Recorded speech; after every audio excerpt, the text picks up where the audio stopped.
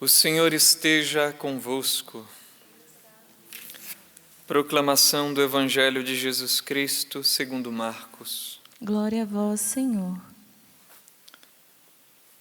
Naquele tempo, Jesus e seus discípulos chegaram à outra margem do mar, na região dos Gerazenos. Logo que saiu da barca, um homem possuído por um espírito impuro, saindo de um cemitério, foi a seu encontro.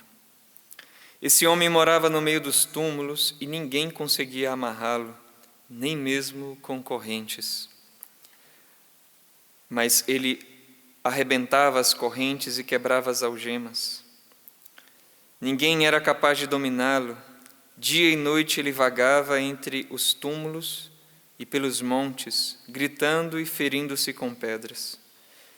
Vendo Jesus de longe, o endemoniado correu, caiu de joelhos diante dele e gritou bem alto: Que tens a ver comigo, Jesus, Filho do Altíssimo? Eu te conjuro por Deus, não me atormentes. Com efeito, Jesus lhe dizia: Espírito impuro, sai desse homem. Então Jesus perguntou: Qual é o teu nome? O homem respondeu: Meu nome é Legião, porque somos muitos. E pedia com insistência para que Jesus não o expulsasse da região.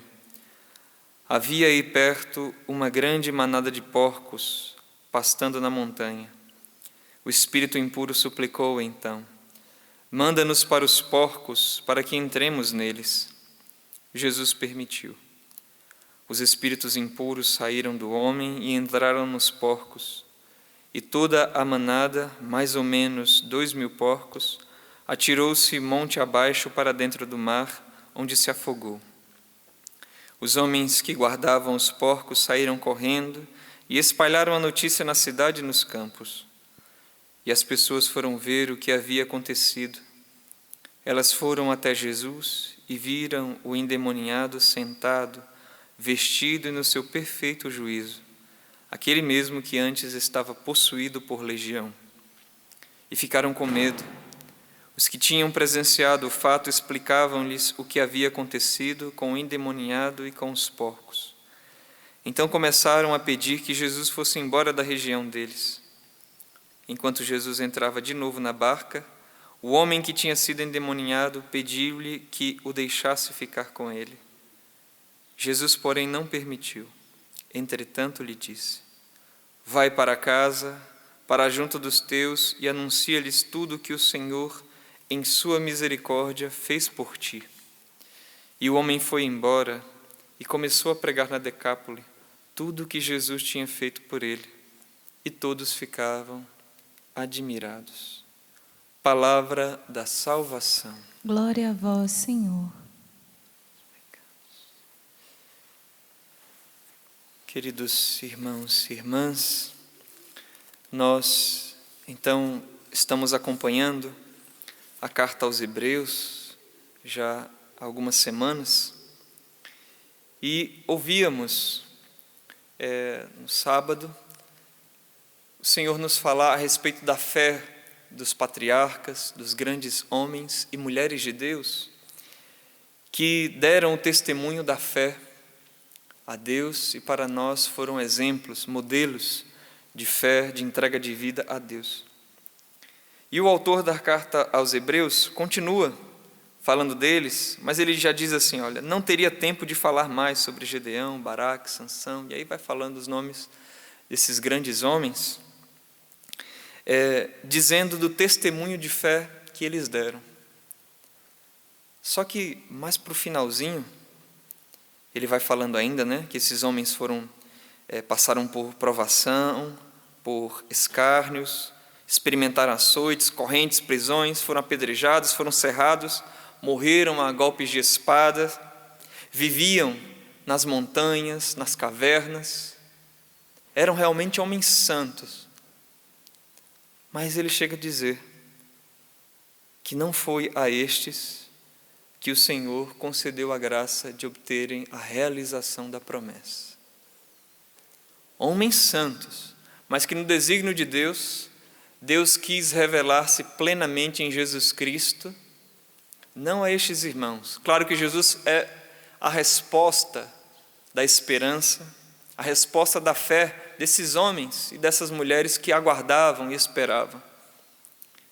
Agora é interessante que no Evangelho mostra a grande misericórdia de Deus, que sem deixar de responder a estes homens e mulheres, trouxe a realização da promessa a quem hoje o Evangelho mostra, a um homem possuído por demônios.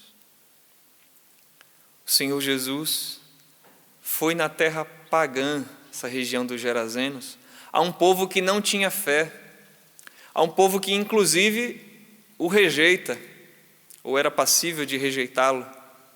Mas Jesus foi lá, justamente para, em sua misericórdia, salvar e suscitar a fé, onde não tinha fé. Para vermos a grande misericórdia de Deus que vai em socorro da ovelha perdida. Vem em socorro de nós. E talvez muitos de nós que aqui estamos, muitos de vocês que nos acompanham pelo sistema Canção Nova de Comunicação, éramos como este homem aqui, afastado de Deus. Talvez até batizados, mas não evangelizados. Tínhamos recebido, pela graça do batismo, sim, a fé teologal no nosso coração, mas essa fé não era concretizada. Essa fé não estava ativada. Essa fé estava ali adormecida. E o Senhor foi nos visitar. Foi até cada um de nós para fazer essa grande libertação da nossa vida, dos falsos deuses, da vida afastada de Deus. E o Senhor manifestou a sua misericórdia nas nossas vidas. E agora, o que cabe a nós fazer? Senão, após sermos vasos de misericórdia, recebermos a misericórdia de Deus, porque muitos de nós nem sonhava, olhando para a minha vida mesmo, nem sonhava o que era a fé, quem era Jesus Cristo, sabia sim, de ouvir falar, mas de conhecer, de ser amigo, de amar, de entregar a vida a Ele, longe de mim isso, mas Ele foi lá. Então, eu, você, nos tornamos vasos de misericórdia. Para quê? Para depois anunciar isso também a outras pessoas. Foi o que Jesus fez com esse jovem, esse homem, que pede para poder seguir Jesus e ir com ele na barca. Mas Jesus diz, não, vai, volta para os teus. Anuncia-lhes o que o Senhor te fez em sua misericórdia.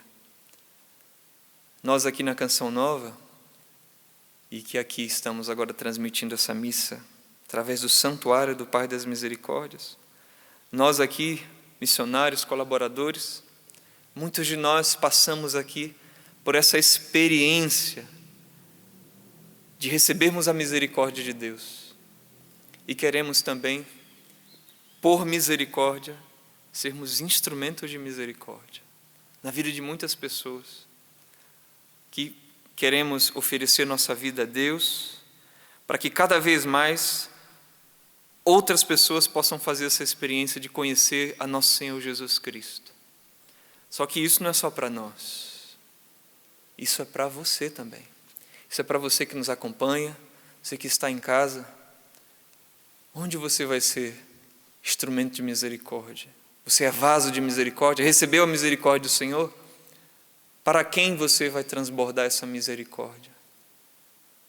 Às vezes a gente não quer transbordar a misericórdia para aqueles com quem a gente convive, ama, trabalha.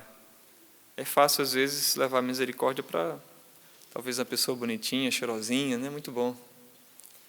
Mas o Senhor nos pede justamente para aqueles que vêm ao nosso coração agora, que a gente escuta e sabe. Esse aqui eu devo ser um instrumento de misericórdia. Porque veja, Jesus foi em terra pagã para um homem que estava possuído por uma legião de demônios. Foi lá e libertou. Outros não quiseram. Os que não querem, a gente não pode obrigar, né? A gente não pode enfiar na goela o Evangelho. Mas aqueles que querem, como diz São João, para aqueles que creram, o Senhor deu o poder de se tornarem filhos de Deus, regenerados pela misericórdia de Deus. Que o Pai das misericórdias possa realizar nas nossas vidas o que Ele realizou na vida daquele filho pródigo que reconheceu-se miserável. Ele recebeu vestes novas, vida nova. Louvado seja nosso Senhor Jesus Cristo.